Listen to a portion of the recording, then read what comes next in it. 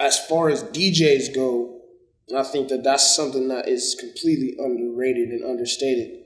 Detroit and Chicago, to me, had the best DJs on this planet. Like, as far as blending, as far as scratching, as far as, like, you know, coming up, seeing Twilite Tone or having the pleasure of, like, growing up and pretty much growing together with Timbuktu before he passed. Like, it was like seeing something that it was hard to explain, because when I would listen to radio and growing up, like, you would hear scratches being done so fast and blends being done so tight that it also, like, trained my brain and was in the back of my head, like, yo, you can't ever not be this tight at anything. You know, like, I remember carrying records for certain people, like, and watching them do shit and wanting to mix or trying to act like I could mix on something when nobody was looking, or it was before the club started, and realizing, like, yo, this shit is low-key impossible. You know what I'm saying? Like, blending a record seems pretty fucking hard.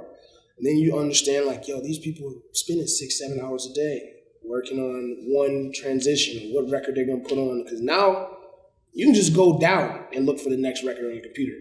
They had to put the record on, know which one they were going through, have enough time to dig. Ain't no setting the needle back. Ain't no hitting no button on the Serato to let it loop or none of that shit. You had to have everything lined up the way you were going to play it. You had to know exactly where to drop the needle at. If you were going to bring things back, you had to have doubles.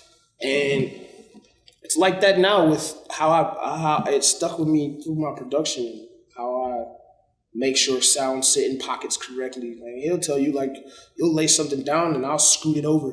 Like, people lay shit down and I'll watch it and scoot everything down to a pocket and make sure that there is no loose ends. Like, there's no way that anybody can listen to me and not hear what I was listening to and how impressive that shit was to me.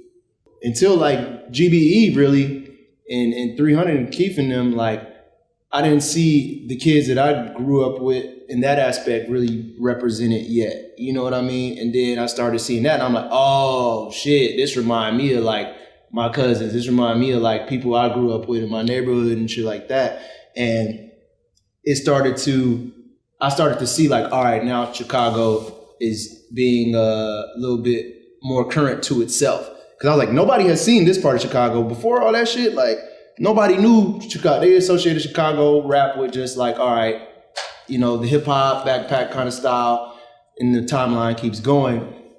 But the whole time I'm like, damn, Chicago people are kind of like this though. And it's like, then when they brought all the drill shit out, I was like, whoa, okay, now that's the Chicago niggas I know. You know what I'm saying? So I was like, all right, it made sense. And it just kind of put that stamp in history. It was like, all right, now Chicago has, you know, a sound.